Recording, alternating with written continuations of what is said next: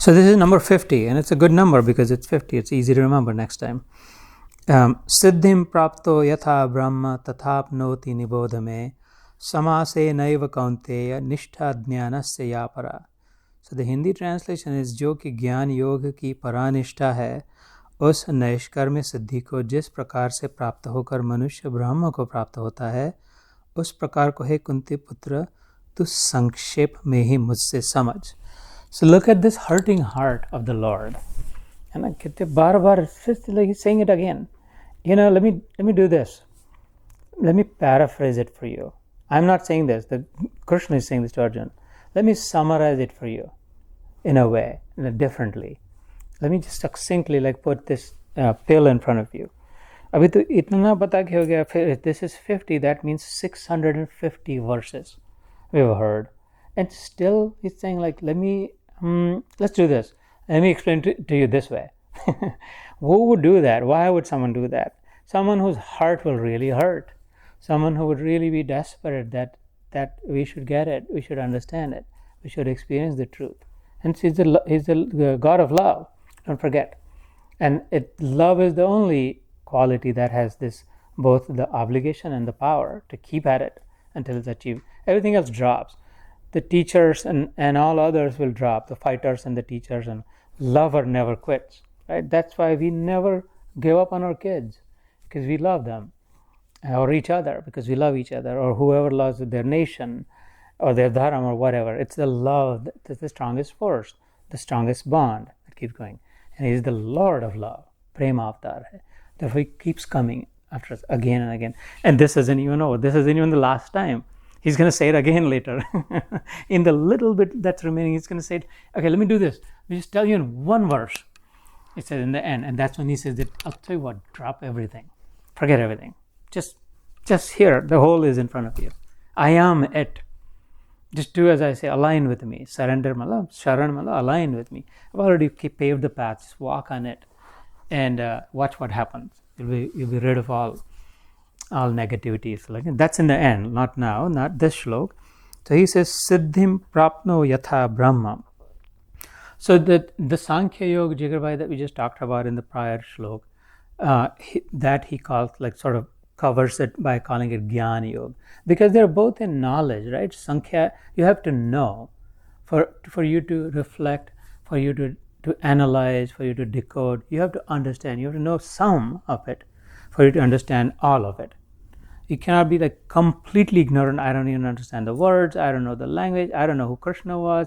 I don't know what Gita, what Bhagavad. I know nothing. I don't know what duty means. Or if you don't know anything, then it's hard to go on this path. I have to be able to walk if my path is through running. I have to have a car if I'm going to go there while driving. I have to own a bike if I'm going to bike there. So you have to have your tool that you're going to use. Just like that for the Sankhya yogis, they have to possess some jnana.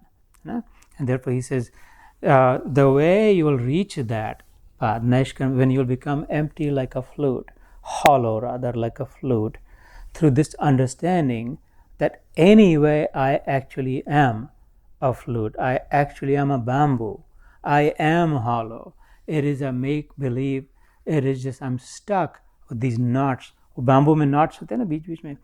The flute is the portion between those knots. Watch carefully. Yeah. The knots are cut out, and the portion that's between the knots, there's nothing knotty in the flute.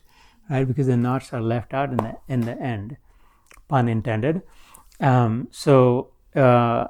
then there is not even that. It's just everything flows freely. So how you can understand that through the analytical study? Siddhim meaning fulfillment. Siddhi means fulfillment, final fulfillment, rather achieved, arrived, reached. That state is called siddhi. Siddhim prapto. Prapto is achieving, actually having that. Yatha is in the way in which Brahma, the way in which you will experience that you have reached that Brahmi sthiti. In other words, nirvana. Buddha Dev called that sthiti nirvana, the state of supreme ecstasy at all times.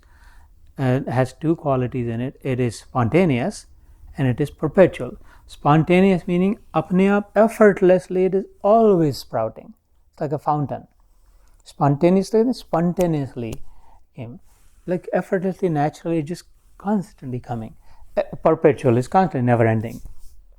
So when it's super joy, it's not joy. Joy to kisi se bhi milega. It's super joy. Super word ko easily mat lena. Don't take it casually. I mean like the highest kind, right?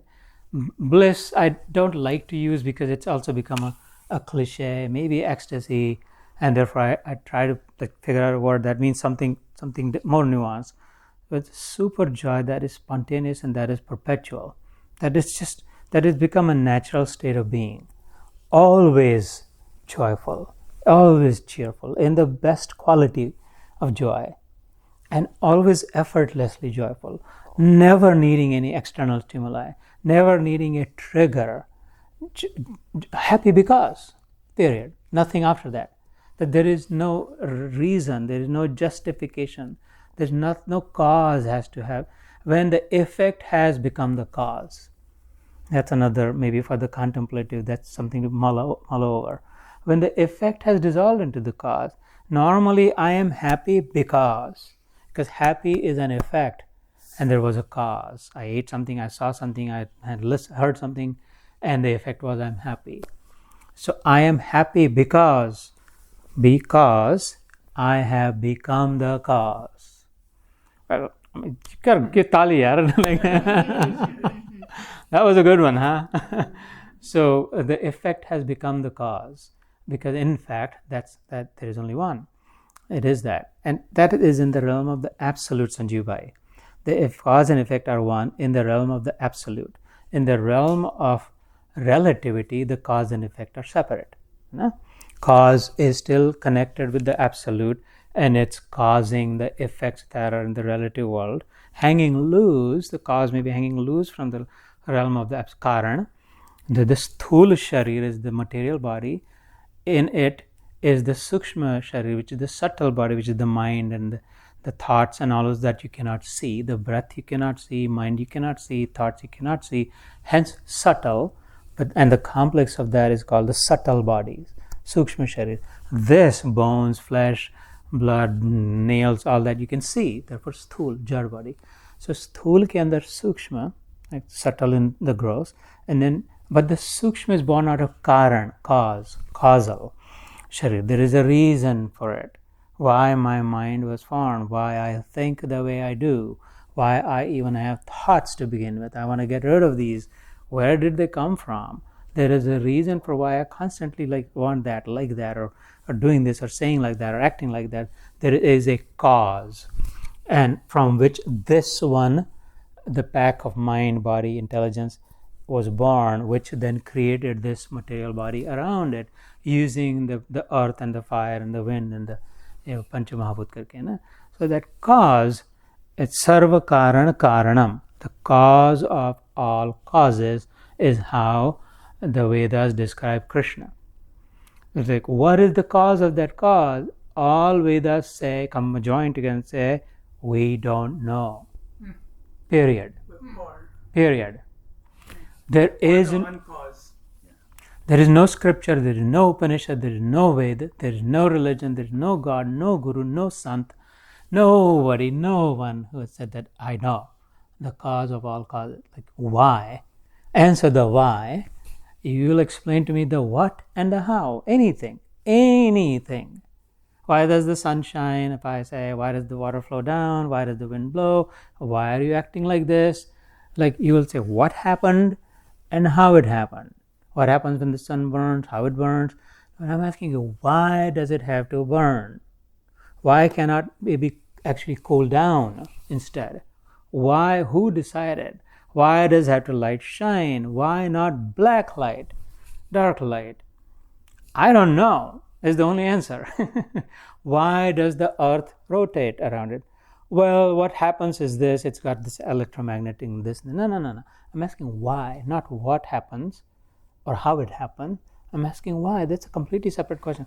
That I don't know. Somebody decided that ये इधर वाला ऐसा ही north का south जाएगा, south का north जाएगा. Why not the opposite? Why not like completely different? Why should there be gravity in the first place? Well, let me explain to you why gravity. And then you'll tell me, no, Jita, that's what happens and how it happens. I just ask you why. I don't know is the only real truthful answer. And then the answer that everybody unanimously says, हाथ जोड़ के सिर झुका के सर्व कारण कारणम. This is a verse in Brahma Samhita. And it's a 5th chapter. There are 100 chapters in that. इसमें तो 18 ही है. If you want to do a Brahma Samhita next, tell me how many lifetimes you will need for that. The first verse in the 5th chapter, Govindam Ekaksharam. And in the second line of that verse is that, and Sarva Karana Karanam. This is when Brahmaji, when he came born out of his nabhi, right? His navel. So like he went up to see like who, you know what he said first time, who am I? Where have I come from? And why am I here? Brahma, the first created being, Brahmadev, Brahmaji jisko, you know how he has 4 heads? Because he didn't know who he was, where he's come from, so he looked here, and then he looked there, and then he looked there, and then he, kuch nahi dikha, to then he looked behind, and then he's still looking, as if like in all 4 directions. Ko charu mukha kehte hain. Brahmaji ko north, east, west, south, NAWS, news, right? Like charu aur kya chal raha hai uska. So, and then that's when, and then he went down. ऊपर जाके कमल की ओर like कुछ नहीं, सब पता नहीं चलता. Then he went reversed the direction. He went inside, out externally he found nothing, no satisfaction. Then he went inside, and that's when he reached the root, मूल में जब गए, and then when he said he found his creator. So this is where I've come from, and this is who the creator is, and this is why am I here. He found all the answers, and that's when he wrote what he said. He wrote, somebody wrote, but his thoughts rather are known as Brahma Samhita, Brahma's truth, Samhita, Samahita, the beneficial truth, where Brahma found his own well-being. That's Samhita. That has 100 chapters. In the 5th chapter, in the first verse, he says, now I knew, Govindam Ekaksharam. And then he says, Sarva Karana Karanam, that here is the cause of all causes. Why? Because this one, period. Which one? He says, it's about Krishna, he describes. It's interesting that he used the word Govinda. Exactly. And in that he uses it, in Govinda means a couple different things, but essentially Krishna also, like Indriyon ka jo Swami hota hai. Like I saw everything everywhere, and now I understand who is the ruler of those. And Indriya, Indra jo hai usme, Govind, Gochar jo hota hai, like the one that I consume, that I take in, the one who is the king of those, the one who is ruling those. And Go also means a cow. So that Govinda, Gopal, obviously the same one. The Govinda who was the Gopal, Go is the Go. Indra named him that, or Surabhi. That's a different story. Let's finish this shlok. We will start with that next time. So the cause of all causes is that. But what I also found interesting in that story is that the first question Brahma asked was, who am I? And we're still searching that. We're also asking, who am I? Where have I come from, and why am I here? Okay. That's when we will know our own identity, true identity, right? We think we are the body. We think I'm a man. We think this is where I came from, and we think this is what I'm here for, to make sure there is enough money left for my kids. I've experienced all this, and I leave with a good name. That's the purpose. And it doesn't feel satisfying. It's not the purpose why we are here. That's ancillary, that's accessory. That will happen to some degree, अपने आप हो जाएगा, ना? So यहाँ पे का वो ज्ञान योग से, just to finish this up so we can call it off today. यथा ब्रह्म तथा apnoti nibodha में. The way you will understand this, bodh is understanding. Buddha. Siddhartha का नाम बुद्ध कैसे लगा? बोध को जो प्राप्त हुआ, bodhisattva was the name of the tree when he sat under, and then he got bodh, which is the comprehension. And now even understanding, comprehensive, fully understanding, the left, right, inside, out, immersed in knowledge is comprehension, and completely comprehensive knowledge of it wrapped around. Usko bodh कहते हैं. And when one reaches that, one gets that, usko buddha purush कहते हैं. And then Siddhartha became Buddha with that. So nibodhame, he says like, maze me, let me comprehensively one more time go at it and see if I can like from a different angle explain that to you. Jnana yogena samasena eva kaunteya nishta jnanasya pera. Samasena like properly, first class, in the right way, homogeneously, consistently. Samasena eva kaunteya Arjun nishta jnanasya para. That which is the samam, the goal of Gyan Yoga. Those who walk on the path of Gyan, ultimately what they are seeking, what they achieve, is this very thing that I just explained to you, and that I'm going to try to explain to you one more time differently. How to become one with me, whether through the path of karma or the path of love or path of Gyan or all of those. So we'll stop here. We've completed 50 out of, I think, 78 in this verse, so about 2/3 done of this. And then I think this is where even powerful portion of the Gita starts, of this chapter starts. So it's all very beautiful, very powerful. Jai Shri Krishna. Jai Shri Krishna.